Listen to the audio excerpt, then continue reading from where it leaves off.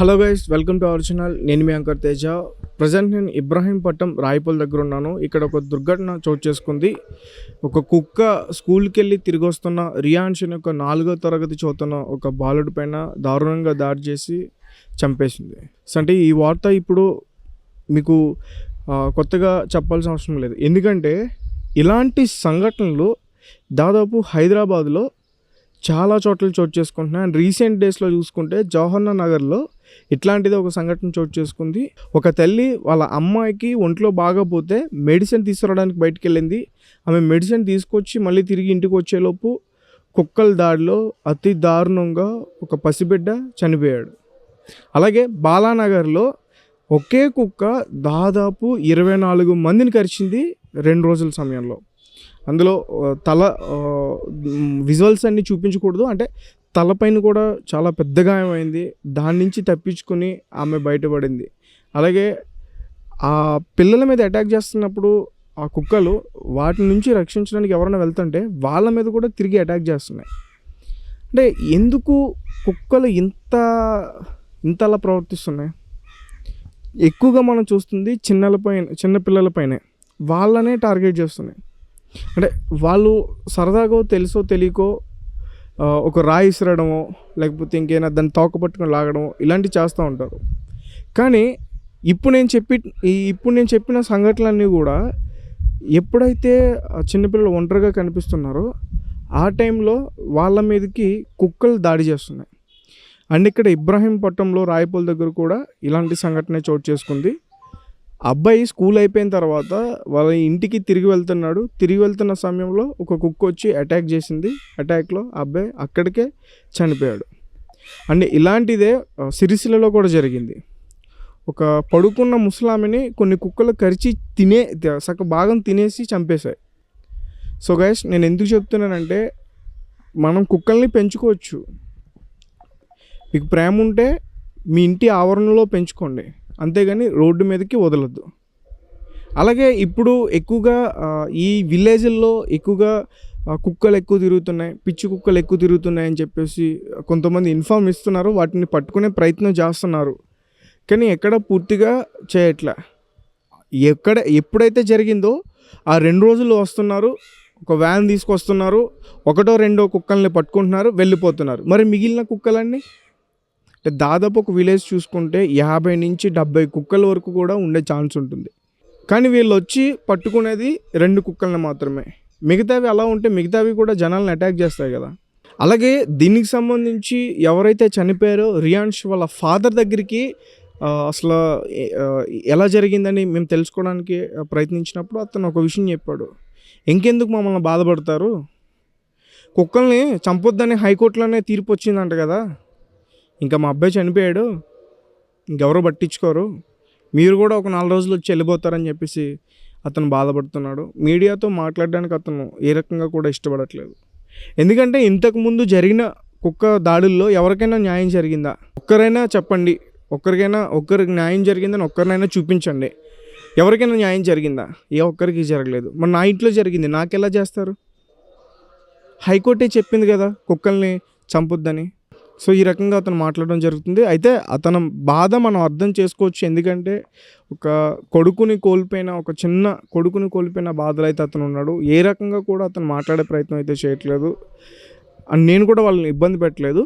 And అసలు ఈ school ఆవరణ దగ్గర జరిగిందని చెప్పేసి అంటున్నారు కదా. సరే, ఇక్కడ అసలు పరిస్థితి ఎలా ఉంది స్కూల్ ఆవరణలో?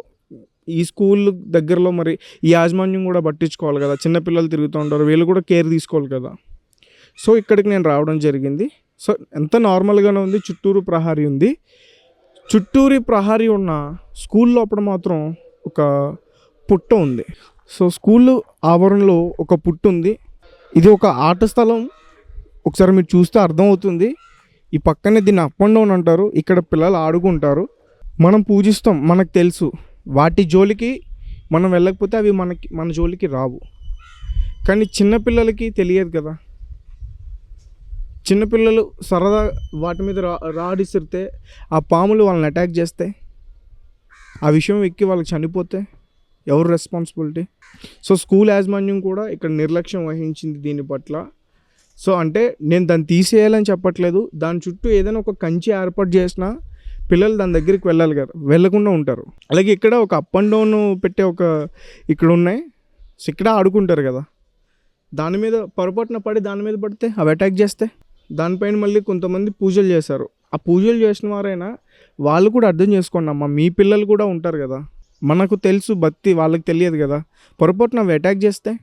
కాబట్టి స్కూల్ యాజమాన్యం కూడా ఇక్కడ నిర్లక్ష్యంగా అనిపిస్తుంది. ఖచ్చితంగా దాని చుట్టూ కంచె ఏర్పాటు చేయాలి. పొరపాటున దాని మీద ఎవరైనా పడితే చాలా ఇబ్బంది జరిగే అవకాశం ఉంటుంది, ఖచ్చితంగా ప్రాణ నష్టం జరిగే అవకాశం ఉంటుంది.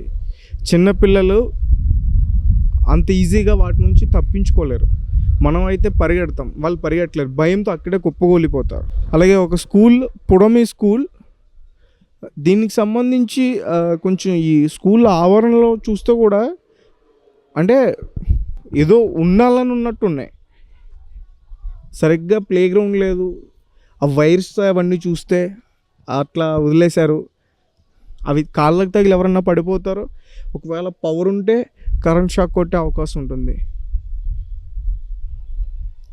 సో ఇంత నిర్లక్ష్యం ఉంది. అలాగే వీళ్ళ యాజమాన్యం మెయిన్ రోడ్ వరకు కూడా పిల్లల్ని జాగ్రత్తగా దింపే బాధ్యత వీళ్ళదే. ఇక చుట్టూరు చూస్తే కొంచెం అడవి ప్రాంతంలో అనిపిస్తుంది. ఒక్క కుక్క మాత్రమే వచ్చి ఒక పిల్లోని అటాక్ చేస్తుంది. ఒక 15 కుక్కలు వస్తే చిన్నపిల్లలు వాటి నుంచి తప్పించుకోలేరు కదా. సో దీనికి ఎవరు బాధ్యత? సో ఇక్కడ స్కూల్ యాజమాన్యంది తప్పు ఉంది. అలాగే ఈ ఊర్లో ఉన్న కొంతమంది వ్యక్తులు వాళ్ళ తప్పు కూడా ఉంది. ఎందుకంటే వాళ్ళు దీని దగ్గరుండి దీనికి కంచె ఏర్పాటు చేయాల్సిన అవసరం ఉంది. ఒక పెద్ద ఆయన అడిగా నేను, అన్న అది ఇబ్బంది కదన్నా, పొరపాటున మనకంటే తెలుసు, వాళ్ళకి తెలియదు కదన్నా, సరదాగా ఏ రోడ్ అన్నా వేస్తే అవి పగబడతాయి కదా, అటాక్ చేస్తాయి కదా అంటే, మేము ఇంతకుముందు 2-3 సార్లు తొలగించాము, అయినా ఆ పుట్ట అక్కడే వస్తుందని చెప్పేసి ఆయన చెప్పారు. నిజంగా అది తొలగించినా వచ్చిందంటే అది నిజంగా పవిత్రమనే చెప్పుకోవాలి. కానీ చిన్నపిల్లలకి తెలియదు కదా, కాబట్టి ఖచ్చితంగా దానికి కంచె ఏర్పాటు చేయాలి. ఈ స్కూల్ యాజమాన్యం పట్టించుకోకపోతే ఈ ఊరు పెద్దలైనా సరే దీన్ని పట్టించుకుని కంచె ఏర్పాటు చేసి మన పిల్లల్ని మనం రక్షించుకోవడం బెటర్. అలాగే హైదరాబాదులో ఈ కుక్క దాడులు విపరీతంగా పెరిగిపోతున్నాయి. ఒక్క చోటని కాదు, చాలా చోట్ల పెరిగిపోతున్నాయి. కొన్ని మాత్రమే న్యూస్ల్లోకి వస్తున్నాయి, కొన్ని రావట్లేదు. సో దీనికి సంబంధించి ప్రభుత్వం వెంటనే స్పందించాలి. ఈ కుక్కల దాడిలో ఎవరైతే చనిపోతున్నారో వాళ్ళకి ఖచ్చితంగా వాళ్ళ కుటుంబాలని ఆదుకోవాలి. ఎందుకంటే మీరు ఆర్థికంగా ఎంత ఆదుకున్నా పోయిన ప్రాణాన్ని అయితే మళ్ళీ మీరు తిరిగి తీసుకురాలేరు. కాబట్టి చాలామంది పేరెంట్స్ కూడా ఒక విషయం చెప్తున్నారండి, మా ఇంట్లో జరిగింది వేరే ఇంట్లో జరగొద్దు.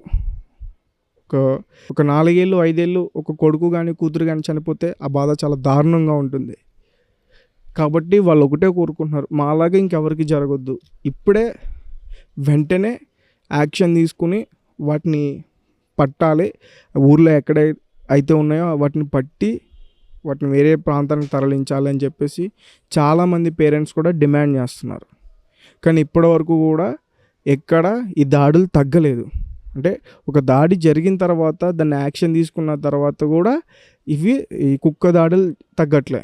ఎందుకంటే ఎక్కడైతే జరిగిందో ఆ ప్రాంతంలో మాత్రమే పట్టించుకుంటున్నారు. మరి మిగిలిన ప్రాంతాలు, ఒకరోజు హైదరాబాదు, ఒకరోజు సిరిసిల్ల, ఒకరోజు బాలానగర్, ఒకరోజు ఇబ్రహీంపట్నం, రాయిపోల్, ఇలా వేరు ప్రాంతాల్లో రోజుకొక న్యూస్ ఖచ్చితంగా వస్తుంది. కుక్క దాడుల్లో మరణించిన బాలిక, రోజుకొక న్యూస్ వస్తుంది. కాబట్టి వెంటనే ప్రభుత్వం తక్షణమే యాక్షన్ తీసుకుని ఈ కుక్క దాడిలో చిన్నపిల్లలు మరణించకుండా వాళ్ళని సేవ్ చేస్తారని నేను మా